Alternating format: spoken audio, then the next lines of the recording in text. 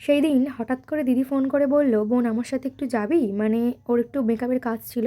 তো একসাথে ১০ টা ক্লায়েন্ট মানে পার্টি মেকআপ ছিল আর কি। তো আমাকে বলল যে, "একটু গেলে ভালো হতো। চল না।" ওর সাথে ওর অ্যাসিস্ট্যান্টও থাকবে। তো আমাকেও বলেছিল, "তুইও চল আমার সাথে তাহলে একটু সুবিধাই হতো।" তো যাই হোক সকাল, সকাল যেহেতু বেরোনোর কথা মানে সকাল বলতে দুপুর, দুপুর যেহেতু বেরোনোর কথা তাই খুব একটা মেকআপ আমি করিনি।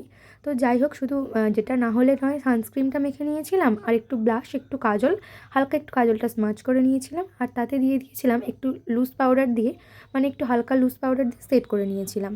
তো যাই হোক তারপরে আমি পরে নিয়েছিলাম একটু লিপস্টিক ছাড়া তো আর কোথাও বেরোনো যায় না। মানে আমি মনে করি হালকা সাজের সাথে একটু হালকা লিপস্টিক, একটু কাজল আর একটু ব্লাশ দিলেই মোটামুটি মেকআপটা ডান। তো যাই হোক আমি দুটো শেড একসাথে মিক্সড করে পরি যে এই কালারটা আসে। তো যাই হোক তারপরে আমি হেয়ার সিরাম টিরাম লাগিয়ে একটু সব কিছু সেট টেট করে নিয়ে রেডি হয়ে নিয়েছিলাম। তো এই যে হয়ে গিয়েছে আমার মোটামুটি রেডি হয়েও এসেছি। তো যাই হোক এই আমার ফাইনাল লুক। আর এই যে আমার ফাইনাল লুক ছিল এটাই। তো যাই হোক তারপরে দিদিকে ফোন করেছিলাম, ও বলল সবাই বাড়ি থেকে বেরিয়েছি। তো যার জন্য আমি বসে একটু ওয়েট করছিলাম। তারপরে এই যে ও চলে এসেছে আর এই বেরিয়েও পড়েছি আমরা। তারপরে এই যে হলো একটা দুষ্কর ঘটনা, সেটা হলো এই যে ক্লায়েন্টের টাইম দিয়েছিল ১টার সময়, ওরা বসেছিল পুরো পাক্কা ২:৩০টায়। আমরা বসে তো খুবই বোরিং হচ্ছিলাম। তো যাই হোক বসে একটু গল্প করছিলাম আর এদিকে এর নাম অ্যানা, এ তো খুবই ভালো।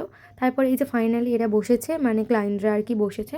আমি এদিকে করছিলাম ক্রিম্পিং আর এদিকে আমি করে দিয়েছিলাম গলার মেকআপ, মানে ওকে কিছুটা হেল্প করছিলাম আর কি।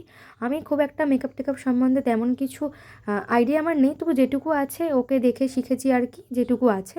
মানে ও করে আমি দেখি যেটুকু আমার আইডিয়া আছে। তো যাই হোক এই যে সব কিছু ডান। তো চলো এবার বাড়ি যাওয়া যাক। বাই।